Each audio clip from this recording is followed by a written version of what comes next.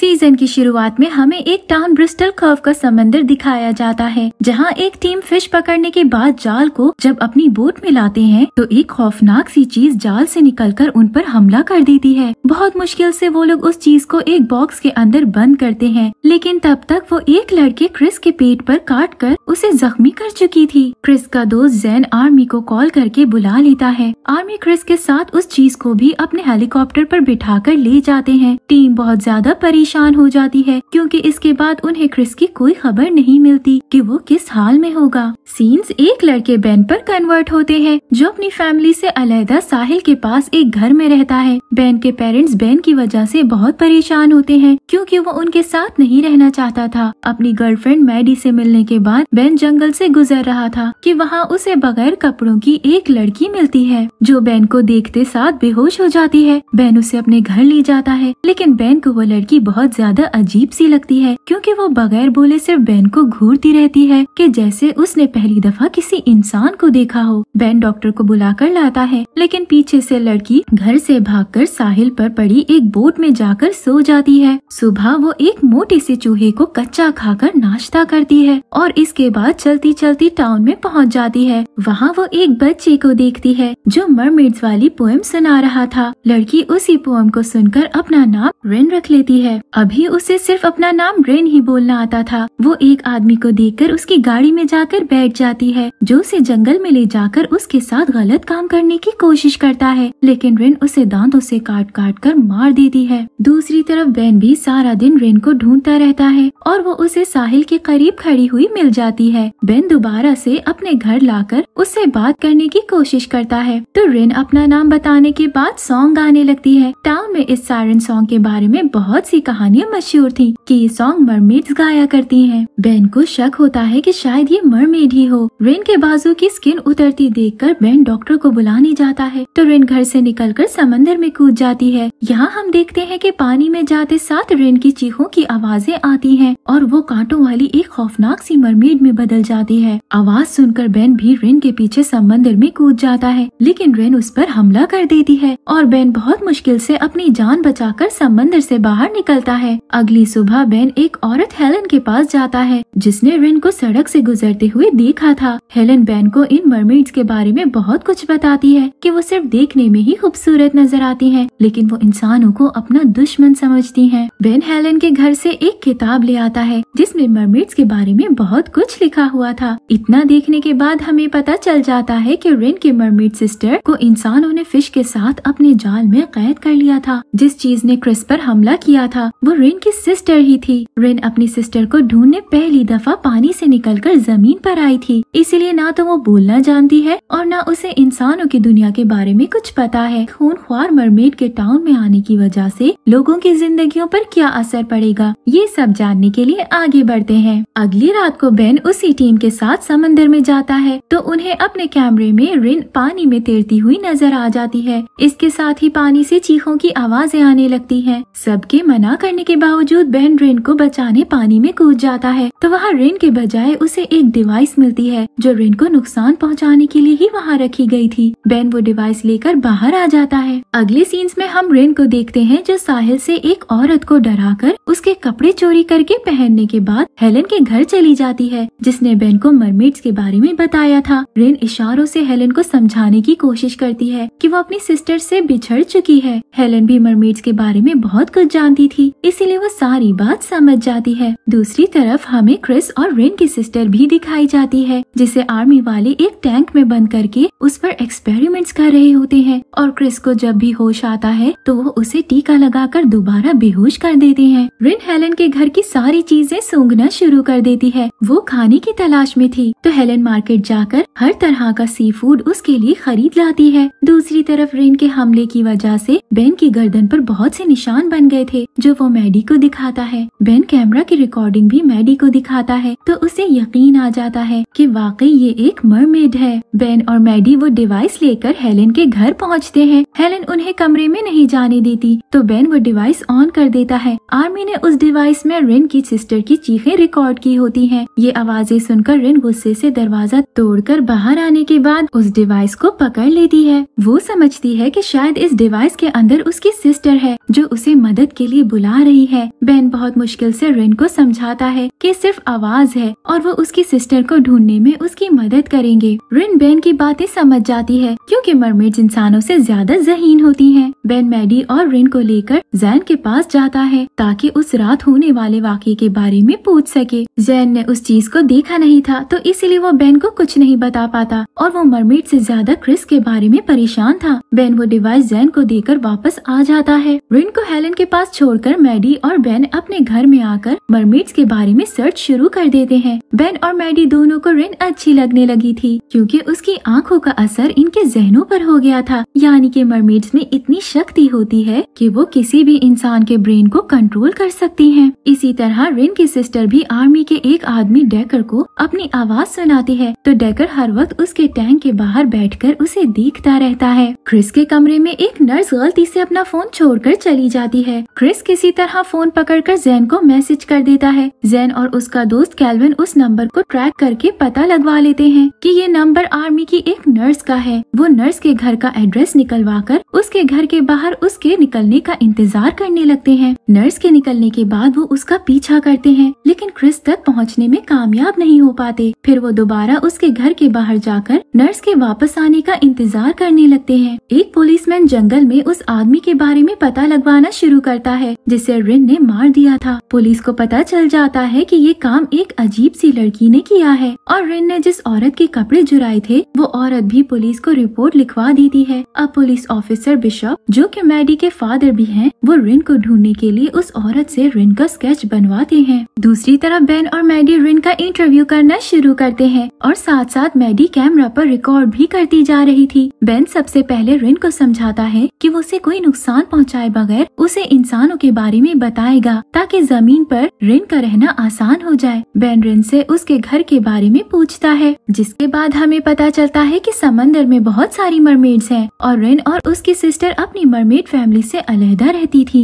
Ben रिन के कुछ test भी करता है लेकिन उसे उसके दिल की धड़कन का अंदाजा नहीं हो पाता। इसी दौरान रिन बेन के करीब आने की कोशिश करती है लेकिन बेन रिन को ऐसा नहीं करने देता। रिन उनकी दोस्त बनती जा रही थी और उनसे प्यार चाहती थी। बेन और मैडी जैन से नर्स का पूछने दूसरे कमरे में जाते हैं तो रिन साहिल पर चली जाती है जहाँ एक लड़का रिन को अपने साथ एक पार्टी में ले जाता है। रिन उस लड़के के कहने पर बहुत ज्यादा बियर पी लेती है। बेन और मैडी रिन की वजह से बहुत परेशान हो जाते हैं कि वो किसी को भी नुकसान पहुंचा सकती थी। वो उसे ढूंढते हुए उस पार्टी में पहुंच जाते हैं। मैडी की नजर जैसे ही रिन पर पड़ती है तो तब तक वो स्विमिंग पूल में गिर चुकी थी। बेन और मैडी डर जाते हैं कि अब ये मरमेड बन जाएगी लेकिन ऐसा कुछ नहीं होता। वहीं पुलिस रिन को ढूंढने पहुंच जाती है तो मैडी जल्दी से रिन को एक कमरे में ले जाती है। रिन बताती है कि वो सिर्फ समंदर के पानी में मरमेड बन सकती है। यहाँ रिन मैडी को हक भी करती है क्योंकि उसे अब यकीन हो गया था कि मैडी और बेन वाकई उसकी मदद कर रहे हैं। रात को जब बेन और मैडी बेड पर सोते हैं तो रिन बच्चों की तरह उनके दरमियान जाकर सो जाती है। अगली सुबह हम देखते हैं कि रिन की सिस्टर बॉक्स को तोड़कर वहाँ सब लोगों पर हमला करके उन्हें बुरे तरीके से मार देती है। फिर वो क्रिस की नर्स के कपड़े उतारकर खुद पहन लेती है। क्रिस भी उठकर वहाँ से निकलने लगता है तो उसे रिन की सिस्टर भी मिल जाती है। क्रिस रिन की सिस्टर की शर्ट में से नर्स की कार की चाबी निकालकर कार में बैठकर उधर से भागने में कामयाब हो जाते हैं। रास्ते में क्रिस नर्स के नाम पर उसका नाम डोना रख देता है। क्रिस डोना से बहुत कुछ पूछने की कोशिश करता है लेकिन डोना कुछ भी नहीं बोलती। दूसरी तरफ जैन बेन को बुला लेता है क्योंकि अभी तक वो नर्स के घर के बाहर उसका इंतजार कर रहे थे। बेन और मैडी रिन को हेलन के पास छोड़कर खुद जैन के पास पहुंच जाते हैं। वो नर्स के घर की सारी तलाशी लेते हैं लेकिन उन्हें वहाँ भी कुछ नहीं मिलता तो बेन और मैडी वापस चले जाते हैं। इनके जाने के बाद क्रिस नर्स के फोन से कॉल करके जैन को अपने पास जंगल में बुला लेता है क्योंकि उसकी हालत भी बहुत ज्यादा खराब हो चुकी थी। दूसरी तरफ रिन हेलन को बताती है कि वो फूड लेने साहिल के पास आई थी जब उसकी सिस्टर को पकड़ लिया गया था। अब रिन की हालत भी बहुत ज्यादा खराब हो चुकी थी क्योंकि वो कई दिनों से समंदर में नहीं जा सकी थी। उसका सांस भी खत्म हो रहा था। बेन और मैडी उसे समंदर में जाने का कहते हैं लेकिन वो डोना को लिए बगैर समंदर में नहीं जाना चाहती। बेन एक ट्रैकिंग डिवाइस का लॉकेट बनाकर रिन के गले में डाल देता है ताकि अगर कभी भी वो किसी खतरे में हो तो बेन उसकी मदद कर सके। तभी जैन बेन को क्रिस का बताकर उसे भी जंगल में बुला लेता है। बेन और मैडी रिन को लेकर जैसे ही क्रिस के पास पहुँचते हैं तो रिन डोना को समंदर की तरफ जाता हुआ देखकर उसके पीछे चली जाती है। दोनों एक दूसरे से मिलती हैं और डॉना रिन को उठाकर पानी में चली जाती है। बेन और मैडी रिन के जाने की वजह से बहुत उदास हो जाते हैं। अब रिन को डॉना मिल गई थी, लेकिन अभी भी ट्विस्ट बाकी है, क्योंकि डॉना ने आर्मी के जिस आदमी डेकर को गाना सुनाया था वो डॉना को दोबारा हासिल करना चाहता है। और हम अब आगे देखेंगे कि सब कुछ ठीक हो गया है या अभी भी मरमेड्स के लिए खतरा बाकी है। सीन्स 1 महीने बाद पर चेंज होते हैं। बेन और मैडी इस चीज पर रिसर्च कर रहे होते हैं कि पानी के जानवर साहिल पर मरे हुए क्यों मिल रहे हैं। बेन घर से जाने की बात करता है तो वहीं रिन को पहनाया हुआ ट्रैकर बजने लगता है, यानी रिन अपना घर छोड़कर जमीन पे आ रही थी। बेन और मैडी रिन को लेने जल्दी से जंगल में पहुंचते हैं, लेकिन उन्हें वहाँ रिन का लॉकेट गिरा हुआ मिलता है जो डॉना ने गुस्से से रिन के गले से निकाल कर फेंक दिया था, क्योंकि रिन बेन और मैडी से मदद लेने आई थी। लेकिन डॉना इंसानों को अपना दुश्मन समझती है, तो इसीलिए वो रिन पर गुस्सा करती है। बेन और मैडी घर वापस आ जाते हैं तो वहीं रिन भी डॉना को लेकर आ जाती है। मैडी के बुलाने पर हेलन भी बेन के घर पहुंच चुकी थी। रिन बेन से मदद मांगती है कि मरमेड्स भूख से मर रही हैं, क्योंकि इंसानों ने समंदर के जानवरों का बहुत ज्यादा शिकार शुरू कर दिया है। इसी बात पर डॉना और रिन की लड़ाई हो जाती है और डॉना रिन को जख्मी करके वाटर करती हुई उधर से भाग जाती है। मैडी और बेन रिन को यकीन दिलाते हैं कि वो उसकी मदद जरूर करेंगे। वहीं मैडी के फादर उससे रिन के बारे में पूछने आते हैं, लेकिन मैडी झूठ बोल देती है कि उसने इस लड़की को कभी नहीं देखा। इसके बाद बेन अपने फादर के ऑफिस चला जाता है और मैडी रिन को घर छोड़कर बेन की मदर से मिलने चली जाती है। बेन की मदर बेन की वजह से बहुत परेशान होती है, क्योंकि बेन 1 महीने से उनके घर नहीं आया था। वहीं बेन ऑफिस के लैपटॉप से चेक कर लेता है कि ज्यादा शिकार करने के पीछे किसका हाथ है। डेकर ये सब करवा रहा था ताकि जब समंदर से फूड खत्म हो जाएगा तो मरमेड्स फूड के लिए जब जमीन पर आएंगी तो वो उन्हें पकड़ सके। इस मकसद के लिए वो बहुत सारे शीशे के टैंक बनवा लेता है और समंदर में भी बहुत सारी डिवाइसेस लगवा देता है। डेकर क्रिस को ढूंढकर उससे भी डॉना के बारे में पूछता है, लेकिन क्रिस डेकर को कुछ भी नहीं बता पाता क्योंकि डॉना अचानक से गायब हो गई थी। दूसरी तरफ डॉना को बहुत से लड़के तंग करते हैं तो वो उन्हें डराने के बाद खुद भी वहाँ से भागकर साहिल पे जाकर छुप जाती है। डॉना समंदर में इसलिए नहीं जाती क्योंकि रिन को यहाँ अकेला छोड़कर वो नहीं जा सकती थी। साहिल पर हेलन उसे देखकर एक फिश खाने को देती है। इसके बाद हेलन डॉना को अपने घर ले जाकर उसकी मदद करने का वादा कर लेती है और उसे बताती है कि वो भी उसी की तरह की एक मखलूक है। अब हेलन की इस बात का क्या मतलब था ये हमें आगे जाकर बताया जाएगा। डॉना रात को हेलन के घर से निकलकर बेन के फादर की सी फूड फैक्ट्री में पहुंच जाती है। वहाँ पर बहुत ज्यादा सी फूड पड़ा था और हेलन ऑफिस में बेन की तस्वीर भी देख लेती है। अब डॉना को यकीन आ जाता है कि सी फूड का शिकार करने में बेन भी शामिल है। वहीं इसी फैक्ट्री में डेकर भी आ जाता है, लेकिन डॉना छुप जाती है ताकि डेकर उसे देख न सके। अगली सुबह हेलन डॉना को दोबारा अपने घर में देखकर रिन को भी बुला लेती है। यहाँ रिन डॉना को बहुत ज्यादा समझाने की कोशिश करती है कि कुछ अच्छे इंसान हमारी मदद कर रहे हैं, लेकिन डॉना को रिन की किसी बात पर यकीन नहीं आता। दूसरी तरफ क्रिस बेन को डेकर के बारे में बताता है कि डेकर पर डॉना के सॉन्ग का असर हुआ है, इसीलिए अब वो हर सूरत डॉना को हासिल करना चाहता है। बेन घर आकर मैडी को भी बताता है कि डेकर के साथ साथ रिन के सॉन्ग का असर मुझ पर भी हुआ है और ये असर इतना ज्यादा है कि इसके बगैर जिंदा रहना मुश्किल लगता है। यानी कि डेकर और बेन मरमेड्स के पीछे पागल हो चुके थे। इसके बाद बेन और मैडी एक पार्टी में चले जाते हैं। वहीं डेकर बेन की मदर से मिलता है, जिनकी कमर की हड्डी खराब होने की वजह से वो चेयर से उठकर चल नहीं सकती थी। डेकर उन्हें अपने एक्सपेरिमेंट्स के बारे में बताता है कि उसने कमर ठीक करने का इलाज ढूंढ लिया है। यानी कि डेकर डॉना की बात कर रहा था कि उसका ब्लड अगर इंसान को लगा दिया जाए तो वो बिल्कुल ठीक हो जाते हैं। बेन की मदर बहुत खुश होती है और डेकर को बेन से मिलवाती है। बेन डेकर से मिलकर एक डील करता है कि अगर डेकर समंदर में शिकार करना बंद कर दे तो बेन डॉना को डेकर से मिलवा देगा। डेकर मान जाता है और बताता है कि डॉना को अपने पास जमीन पर ही रखो, क्योंकि आज रात आर्मी ने समंदर में मरमेड्स का शिकार करना है। बेन और मैडी जल्दी से रिन को कॉल करके उसे समंदर में जाने से मना कर देते हैं, लेकिन रिन और डॉना जंगल में जाकर सॉन्ग गाना शुरू कर देती है। डेकर सॉन्ग सुनकर भागा भागा जंगल में जाता है तो रिन और डॉना उस पर हमला कर देती है। बेन बहुत मुश्किल से रिन को रोकता है और डेकर आर्मी को कॉल कर करके पूछता है कि डोना पर एक्सपेरिमेंट्स किसने किए थे। आर्मी का सुनकर रिन डेकर को जख्मी करके जिंदा छोड़ देती है, लेकिन वो बेन से नाराज भी हो चुकी थी क्योंकि बेन ने एक बुरे आदमी की मदद करके उसे मरने से बचाया है। अब डोना चाहती है कि वो इस टाउन के सब लोगों को मार देगी क्योंकि वो उनके फूड का शिकार कर लेते हैं, लेकिन रिन डोना को ऐसा करने से मना करती है। इसी बात पर उनकी फिर लड़ाई हो चुकी थी। डोना गुस्से से साहिल पर चली जाती है जहाँ पानी में कूदते वक्त जैन डोना को देख लेता है। पहले तो जैन को सिर्फ शक था, लेकिन अब उसे डोना के मरमेड होने का यकीन हो जाता है। रिन भी उदास होकर समंदर में जाने लगती है, लेकिन एक पुलिस वुमेन मैरिसा उसे पकड़कर मैडी के फादर के पास ले जाती है। वो कार में आदमी को मारने की वजह पूछते हैं और ये समझते हैं कि रिन अकेली ये काम नहीं कर सकती, तो जरूर किसी ने उसकी मदद की होगी। रिन बेन और मैडी का नाम ले लेती है कि वो मेरी मदद कर रहे हैं। मैडी के फादर मैडी को अपने पास बुलाकर झूठ बोलने की वजह पूछते हैं, तो मैडी उन्हें रिन के बारे में सब कुछ बता देती है। उनको यकीन नहीं आता तो वो समंदर का थोड़ा सा पानी लाकर रिन के हाथ पर डालते हैं, तो उसका हाथ मरमेड के हाथ में बदल जाता है। इस तरह मैडी अपने फादर से झूठ बोलने की वजह से माफी मांग लेती है और रिन को वापस घर ले आती है। रिन बेन की वजह से बहुत ज्यादा परेशान होती है क्योंकि बेन समंदर में जा रहा था तो डोना उस पर हमला करके उसे मार सकती थी। दूसरी तरफ बेन पता लगवा लेता है कि आज रात आर्मी की कौन सी बोट मरमेड्स को पकड़ने जा रही है। बेन भी क्रिस, जैन और जैन के फादर शॉन के साथ बोट पर समंदर में उसी जगह पहुंच जाते हैं जहां आर्मी की बोट खड़ी थी। वो उनकी पूरी बोट चेक कर लेते हैं, लेकिन उन्हें खून के सिवा कुछ नहीं मिलता, यानी कि मरमेड्स ने उन सबको मारकर उनकी बॉडीज भी पानी में फेंक दी थी। वो अपनी बोट में आकर वापस जाने लगते हैं तो डोना के साथ एक मरमैन इन सब पर हमला कर देता है। डोना सॉन्ग सुनाकर क्रिस को पागल कर देती है तो वो बंदूक फेंककर डोना के पास जाने लगता है, लेकिन बेन क्रिस को बचा लेता है। जैन किसी तरह मरमैन को एक टैंक में कैद करने में कामयाब हो जाते हैं, लेकिन थोड़ी देर बाद वो टैंक तोड़कर वहाँ से निकल चुका था। मरमैन जैन के फादर शॉन पर हमला करके उसे मार देता है। अब डोना और मरमैन समंदर में वापस जा चुके थे। बेन और जैन सोचते हैं कि अगर हमने लोगों को ये बताया कि एक मरमैन ने शॉन को मार दिया है तो कोई भी हम पर यकीन नहीं करेगा, इसीलिए जैन शॉन की बॉडी को एक कपड़े में डालकर समंदर में फेंक देता है। अब वो वापस जाकर सबको बताएंगे कि शॉन समंदर में गिर गया था और उनके तलाश करने पर भी शॉन कहीं नहीं मिल सका। दूसरी तरफ डेकर डोना के रिकॉर्ड किए हुए सॉन्ग को सुनते हुए पूरी रात गुजार देता है और सुबह डेकर आर्मी के साथ अपनी बोट को देखने जाते हैं तो डेकर को पता चल जाता है कि इन सब लोगों को डोना ने मारा होगा। बेन रिन से बहुत ज्यादा नाराज हो जाता है। वो समझता है कि उन्होंने रिन की मदद की थी, तो शुक्रिया के बजाय उल्टा रिन की फैमिली ने शॉन को मार दिया। वो रिन को जानवर कहता है तो रिन बहुत ज्यादा उदास हो जाती है। फिर मैडी और बेन तैयार होकर शॉन की याद में होने वाली एक पार्टी में जाने लगते हैं तो रिन बहुत हैरान होती है। मैडी उसे सब बताती है कि किसी के मरने पर वो सब किस तरह मिलकर उसे याद करते हैं। इनके जाने के बाद रिन भी उसी पार्टी में चली जाती है ताकि वहाँ सबको देख सके। जैन स्पीच करते वक्त सबको शॉन के मरने की असल वजह बताने लगता है, लेकिन बेन उसे रोककर उधर से भेज देता है। फिर बेन खुद शॉन की बहुत ज्यादा तारीफ करता है तो बेन के फादर पाउनॉल भी शॉन के बारे में बताते हैं कि उसने 30 साल तक समंदर में फिश पकड़ने का काम किया है। शॉन पाउनॉल की सी फूड फैक्ट्री में ही काम करता था। पाउनॉल की ये बात सुनकर शॉन की वाइफ उस पर बहुत ज्यादा गुस्सा करती है कि पाउनॉल की वजह से शॉन बहुत ज्यादा परेशान रहा करता था क्योंकि पाउनॉल उससे बहुत ज्यादा काम करवाता था। रिन ये सब सुनकर जैन को उदास देखकर उसके पास जाती है। रिन जैन से सॉरी करती है कि उसकी फैमिली ने शॉन को मारा है। जैन को कुछ समझ नहीं आता तो वो बेन से लड़ाई कर लेता है कि बेन ने हमेशा उससे झूठ बोला और बेन जानता था कि समंदर में मरमेड्स अब लोगों को मारा करेंगी। बेन जैन को सब कुछ बता देना चाहता था, लेकिन मैडी उसे मना कर देती है। पार्टी से वापसी पर रिन बेन से कहती है कि वो जानवर नहीं है, वो भी किसी मरमेड के मरने पर इसी तरह अफसोस करते हैं और उसे समंदर के नीचे दबा देते हैं ताकि उसकी बॉडी को कोई नुकसान न पहुंचे। मैडी भी बेन को समझाती है कि डोना पर आर्मी वालों ने बहुत जुल्म किया था, जिसकी वजह से वो इंसानों को अपना दुश्मन समझकर उन्हें मार रही है और इसमें रिन की कोई गलती नहीं है। मैडी जैन को लेकर उसकी बोट में जाकर उसे समझाती है कि रिन अपनी फैमिली से अलहदा है, वो किसी अच्छे इंसान को नुकसान नहीं पहुंचा सकती और बेन रिन को गलत समझने की वजह से रिन से माफी मांगता है। इसके बाद रिन बेन को सॉन्ग सुनाती है, जिसे सुनकर बेन को बहुत सुकून मिलता है। अब क्या जैन मरमेड से अपने फादर की मौत का बदला लेगा और क्या डोना टाउन के लोगों को भी मार देगी, क्योंकि इंसान उनके फूड का बहुत ज्यादा शिकार कर रहे हैं। ये जानने के लिए आगे बढ़ते हैं। नेक्स्ट सीन्स में हम देखते हैं कि डोना अपने साथ एक मरमेड कैटरीना और मरमैन लेवी के साथ टाउन में आ जाती है। लेवी वही मरमैन है जिसने शॉन को मारा था। ये तीनों साहिल पर कुछ लोगों को डराकर उनके कपड़े उतारकर खुद पहन लेते हैं। डोना उन्हें हेलन के पास ले जाती है और इनका पूछती है। हेलन के ना बताने पर लेवी हेलन को मारने की कोशिश करता है। इसके बाद वो तीनों बेन के घर पहुंच जाते हैं। बेन रिन से अलहदा नहीं होना चाहता, लेकिन रिन उनके साथ वापस समंदर में जाने के लिए तैयार हो जाती है। डोना समझती है कि शायद ये दोनों भी मेरे साथ सिर्फ रिन को वापस लेने आए हैं, लेकिन लेवी और कैटरीना बेन और रिन पर हमला कर देते हैं। बेन उन दोनों पर पानी फेंकता है तो वो मर प्यूपल में बदलना शुरू हो जाते हैं और बेन डोना और रिन को लेकर जंगल में चला जाता है। रिन बेन को अपनी फैमिली की रियल स्टोरी सुनाती है कि एक दफा एक मरमेड समंदर छोड़कर जमीन में इंसानों के दरमियान रहने लगी थी। वो एक इंसान से शादी कर लेती है और जब उनका बेबी आता है तो वो नॉर्मल नहीं होता। मर प्यूपल उनके बेबी को पकड़कर जंगल में ले जाकर मार देते हैं और मरमेड को भी किसी तरह कैद करके समंदर में वापस ले जाते हैं। फिर वो इंसान बहुत सारे लोगों के साथ मिलकर समंदर में मर प्यूपल पर हमला कर देते हैं और इतनी ज्यादा मरमेड्स को मारते हैं कि समंदर का सारा पानी रेड हो जाता है। अब रिन की फैमिली को खतरा है कि रिन के जमीन पर रहने की वजह से दोबारा इंसान उन्हें मार सकते हैं। इसीलिए कैटरीना और लेवी रिन को मारने आए हैं ताकि वो इंसानों से खुद को बचा सके।